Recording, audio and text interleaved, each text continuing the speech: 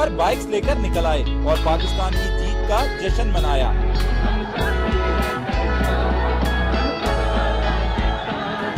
कश्मीर में पाकिस्तानी टीम के मदाहों ने पटाखे फोड़े और खूब हल्ला गुल्ला किया। श्रीनगर के डाउनटाउन में भी खूब पटाखे चलाए गए। मीर वाइज उमर फारूक ने ट्वीट करके टीम पाकिस्तान को मुबारकबाद दी और लिखा, पाकिस्तान की जीत से जैसे ईद कुछ पहले ही आ गई है। एक कश्मीरी ने कहका लगाते हुए लिखा, भारतीयों को अब याद आया कि इनका कौमी खेल हॉकी है।